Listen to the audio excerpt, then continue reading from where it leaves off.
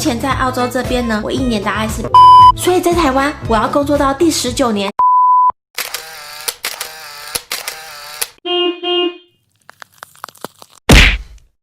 嗨，大家好，我是贝拉，欢迎来到我的频道。今天我们来聊一聊澳洲跟台湾的工作有哪里不一样呢？首先，我先自我介绍一下，我在台湾是念企业管理学系的，毕业以后有做过房屋中介、银行、国外业务助理，还有国外业务的工作。因为实在太想到国外工作了，所以来澳洲打工度假以后就赚了一点钱，然后在这里念了会计的研究所。我在澳洲的时候有做过餐厅、门市助理、行政助理、业务助理。那目前呢是在会计事务所做会计的工作。我自己这个人呢是一个工作虽然认真，但是不会非常的拼命，然后时间到的时候就一定要准时下班的人。所以以我这样一个普通到不行的上班族来谈论这个话题，我觉得应该还是蛮有说服力的。所以如果你有兴趣的话，我们就一起看下去咯。影片开始前，我要先声明，以下都是以我个人经验为主，所以不代表全澳洲都是这样哦。今天的影片会分为2个部分，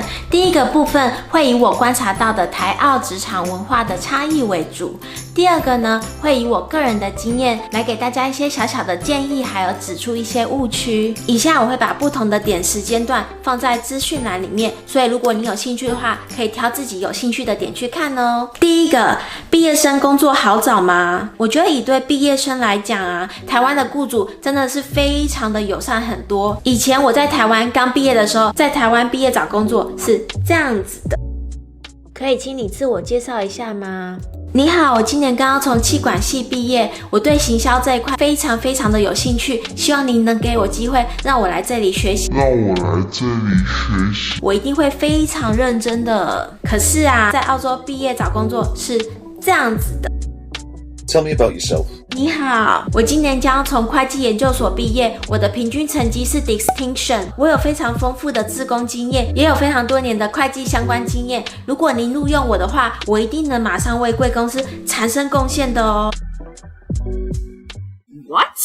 Really? 所以相较之下，是不是台湾的雇主显得友善很多呢？第二个，工作时间有多长呢？在澳洲的法定工资每个礼拜是38个小时，在台湾如果是朝9晚5的话，那A few moments later. 那每周就是40个小时，再减掉每天1个小时的午休时间，那每个礼拜就是35个小时。那这样看起来，澳洲好像比台湾多工作了3个小时耶。可是啊，以我个人的经验来说，以前我在房仲的时候，每天都要晚上9点半以后才可以下班，偶尔还要加班到12点。我做国外业务的时候，每次有客人来，我也要跟他们出去应酬、喝酒、吃饭，加班到很晚。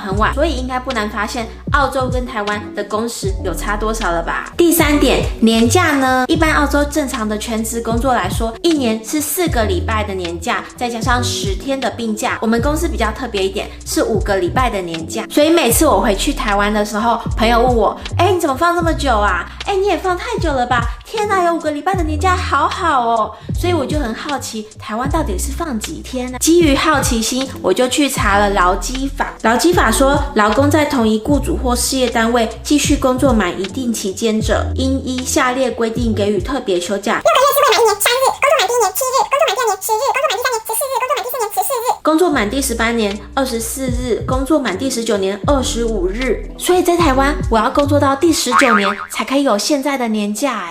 What? Really?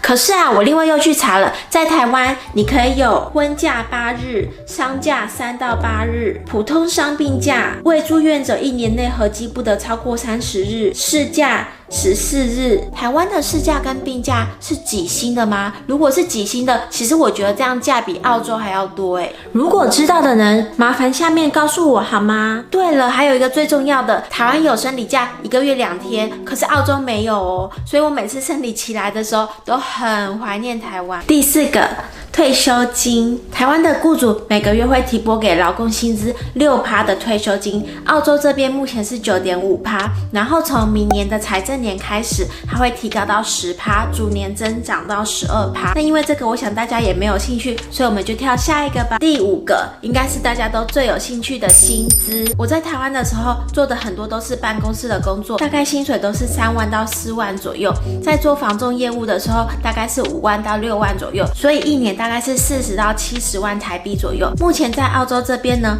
因为汇率很低的关系，我一年大概是8万，所以换成台币也只有100多咯。另外补充一点，澳洲这里是每1个礼拜就会发薪水，或者每2个礼拜就会发薪水，所以在这里是没有月光族的哦。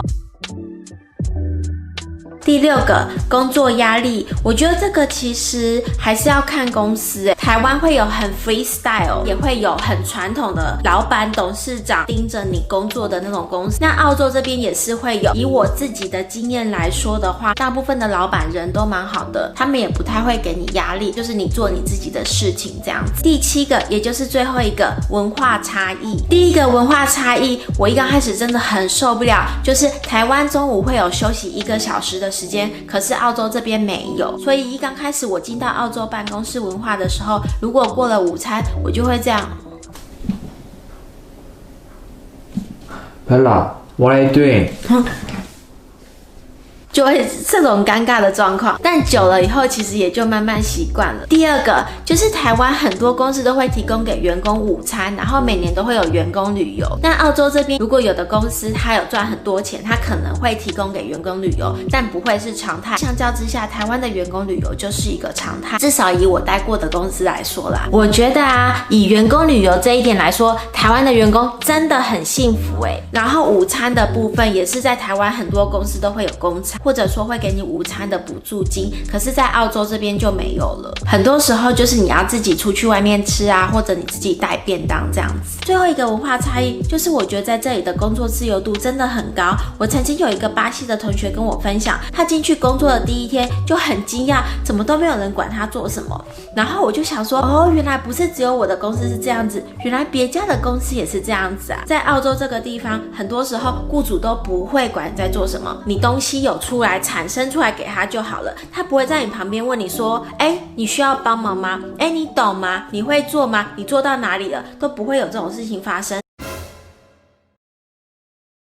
你也可以按照你自己想要做的进度去安排，就是把东西产出出来给雇主。他们如果有什么急件或有什么特别想要告诉你的事情，他们就会告诉你。不然的话，其实大部分的时间都是非常非常 free 的。这里的工作主要都是自己向自己负责为主，所以如果你是一个很自律的人，这里的工作可能还蛮适合你的哦。以下就来跟大家分享一些我觉得可以给大家小小的建议，还有发现的误区。首先呢，拿到了永居权并不能代表你就会能拿到办公室的工作，主要你还是要想一想自己想要在什么产业工作。如果你决定了，那就朝那个产业去学习，去拿证照，去拿文凭。第2个，不要好高骛远。就像我说的，澳洲是一个很重视推荐人跟工作经验的地方。以我自己来说好了，我当初想要做会计，所以我就先从会计助理、记账师开始做起，慢慢的累积我的工作经验，也都会对我跳下一个工作而加分哦。再来啊，不要羡慕别人，专心的培养你自己的实力。再拿我自己来做例子好了，我当初一刚开始跟我妹是同时进到澳洲的公司去工作的，但是我是做会计，她是做厨师，所以我们2个一刚开始的起薪就是差了这么远，